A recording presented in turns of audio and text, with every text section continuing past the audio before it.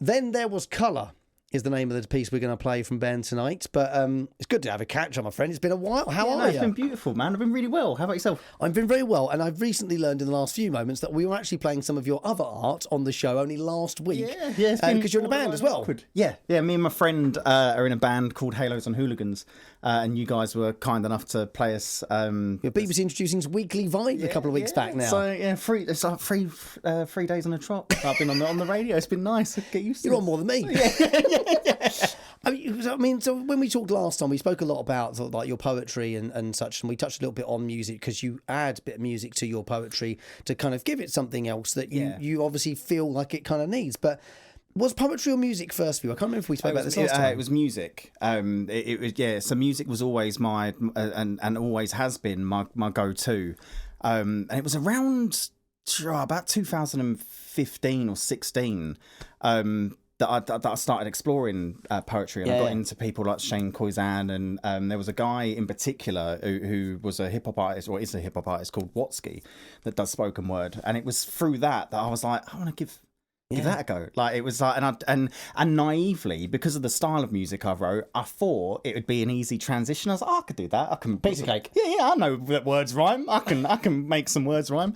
And then I tried doing it. I was like, this is really hard. Like, this is a lot more difficult than I thought. But it was a good challenge. It was a healthy challenge. It was something that I was like, So what was the first major hurdle in learning that they were two different art forms? What was the most obvious rhythm, I think, for me? It was like with the rhythm of it, in the sense of like with the music that I tend to write is hip hop, so it's all sort of like on a snare and on a beat and this, that and the other, whereas a lot of the spoken word that either that I was listening to or that I'm just into was more there was more of a narrative, like more of a narration or a commentary on a situation. And then the thing that I liked about it, or the thing that I found interesting about it, was the just how the words would carry into the next line. Yeah. And then sometimes it was almost like it accidentally rhymed. Obviously, it's all strategic, but I mean, this sort of makes me feel like it's where the line blurs slightly sometimes between hip hop and rap. Because sometimes you can get like some really sort of good sort of spoken word hip hop kind of music. Yeah. And it follows one kind of almost like rhythm, 1 meter. Yeah. Whereas rap can very much sort of almost defy the rules a bit and go, well, actually, I want this line to keep going. I need 7 more words in this line. So actually, I'm going to crash through beat 1, end it on beat 2, completely, and then almost pick it back up on beat 3 in the next bar. Cut syllables up, and you can do this and you can do that, and it is, I suppose, a bit more surgical in a way. Yeah. Although it's not, because then it's a different sort of surgical with the spoken word stuff. It's just different. And I guess sometimes it can take a while to realise that these art forms are not too dissimilar, but there's one thing that makes it very obviously A or B. Yeah, man. I suppose it's like a really sort of like rubbish metaphor for it. I suppose it's that sort of thing that just because you could, like draw with a pencil doesn't necessarily mean you can paint with oil paints. It's that sort of thing where it's just like, it's that was how I found it. Was sort of, but I thought I could, very naively and ignorantly was like, I could do this. It's just putting words down. And as I say, it's really not. I found it to be, as I say, a really welcoming challenge and what have you, but nonetheless it was one of them things that I've always wanted to make clear, that it was like, this is definitely different. This isn't something that but in a really beautiful way. Like, I absolutely love it. I mean, we started doing up BBC Upload back in January 2020. It was a very convenient time for us in that sense, in that within 8 weeks suddenly everyone was at home doing absolutely diddly squat, apart from finding their time to be creative and try these things they maybe hadn't done before. And over the last 3.5 years that I've been doing it, and even since we last spoke, my appreciation for poetry is, well, it's not even recognisable to what it was 3 years back. I can't ever quite find the right way to describe what it is I feel about it now that I didn't feel about it before. But I have certainly come to sort of appreciate, I think, the listening to poetry and reading poetry, two different things. Yeah, man. And I don't know if there is I don't know if there's one better than the other. So I've been very kind to meet poets on the show, and a few have been very kind to send me the sort of written versions of their books or things, and I read them. Weirdly, by the way, for those who I've got like all sort of scripts from people. I read them in your voice. I know that sounds really creepy, but unfortunately that's what happens. I read them in your voice. And I wonder for you, when you read poetry, if you do much, or even when you're reading perhaps lyrics. Yeah. Do you read them in a certain voice? Sometimes, like you say, if I know the person, like even if it's a like an autobiography book, then it's that sort of thing. Like I remember reading Russell Brand's book, and the whole way through it, I was doing Russell Brand's voice in my head. I read Billy Connolly's recently, and that, I've got a tattoo with Billy Connolly. I love Billy Connolly. So it's the same thing. It's just like can't do a Scottish accent out loud, but in my head, I'm amazing at it. Like it's like so as I'm reading, he was sitting there reading it to me. Yeah, that's basically what it was. And but yeah, I don't know. I suppose there is a difference, but I think it's more the connectivity with it, maybe. Like, I think that if you've got someone in front of you, and even if that's audio or visually, but performing it, you sort of get a sense of the feeling behind it. It's like with like text messages. If you get a text and it can be conveyed wrong. Yes. And then, but if someone's actually talking, you're like, oh no, that's I don't know if it's more that. And I think there's, without sort of sounding all wishy-washy with it, but there's more of a human experience, I think, if you're able to sit there and witness someone. I remember being somewhere at a festival and seeing someone do a spoken word. He was an NHS worker, and he was telling this story. This was all before lockdown, but still the same sort of issues and stuff. And he delivered this amazing poem. But the way that he said it was so heartfelt that it was that sort of thing where I was like, oh, I'm right there, man. Like, I don't know anything of your world. I don't know nothing of it. But at the same time, the way that he delivered it, because of it was the atmosphere and the way that he performed it, it was just like, oh, man, like this is really hitting you in the right places because it's that the performer will know where to take those jabs, I suppose. Yeah, I get... This is making me wonder all kinds of things now about whether or not having an understanding of the author's not mindset, but maybe where the piece is rooted. Yeah. I guess in a way that's why I'm really lucky in that I get to chat with yourself and many other creatives on BBC Upload to actually understand maybe was there a thought or was there an event that caused this piece that that kind of because if you have that, it can possibly mean you interpret the piece differently, like whether written or performed. Whether you're reading it or you're hearing it. Because I think, how much would we feel weird if we knew who Banksy was? If we knew what he looked like, or she looks like, I'm making very big aspersions here, but if we knew what they looked like, would it change the artwork? Completely. Yes, it would.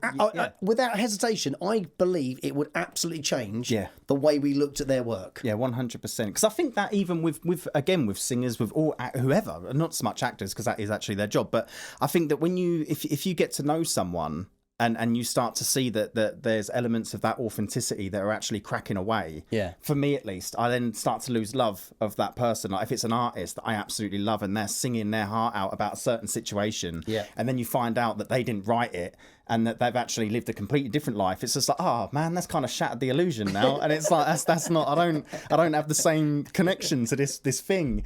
So I do. Yeah, I think that I'd say sometimes that.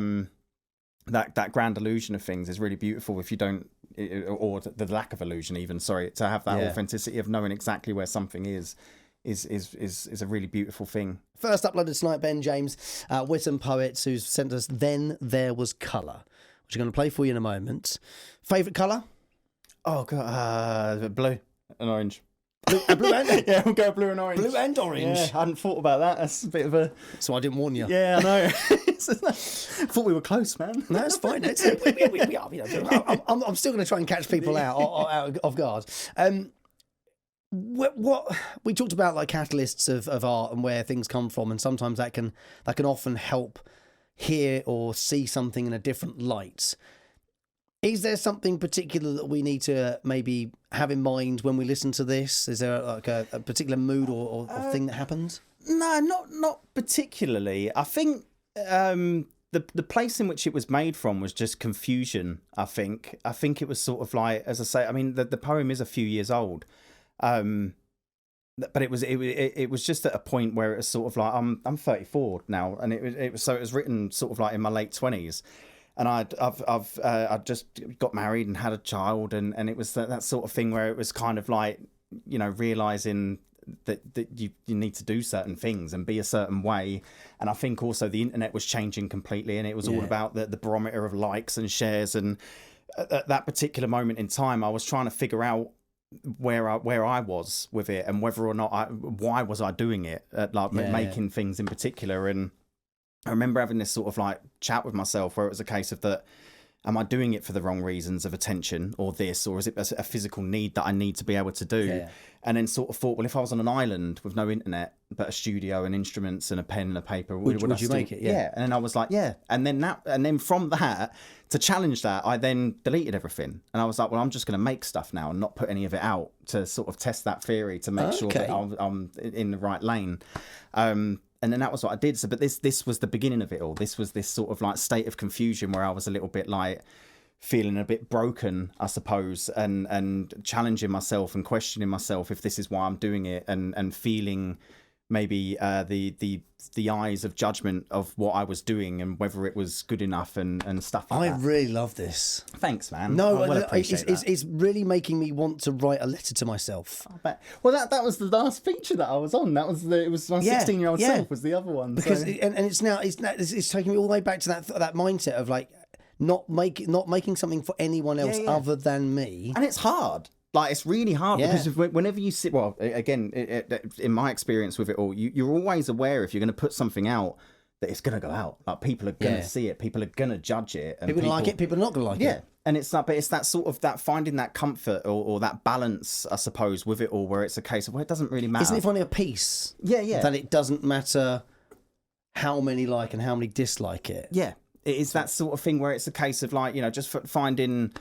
Yeah, that solace in that moment, and sort of understanding that it's not for them, and whilst it's a bonus if people like it and people connect to it, but valuing it as that it is just a bonus. It doesn't matter like whether if this is something that you because I do think that there are some people that are just naturally good at stuff and are good at writing songs, are good at writing poetry, are good at acting, and then you get some people that have to do it, and it's that sort of thing. And I think it's them people in particular that struggle with the current climate of stuff, because it's that thing where it's just there's all these eyes and there's all these ears and there's all these opinions, and it's a little bit like, well, so long as you're doing it from a place that it's never the stuff that you write deliberately for other people that works. It's the stuff you write for yourself that suddenly attach you. Look at all the best songs or best books in the world. 100%. They are not for you, but you found something to hold on to in that piece there, and go, oh, this is just like me. Completely. And it chimes that authenticity again. Yeah. It's that thing where it's like you find that connection, because it's a case of, even if it's, a different lifestyle, a different culture, a different this, there's usually in them moments of authenticity, you can grab hold of something, even if it's just a little bit of it,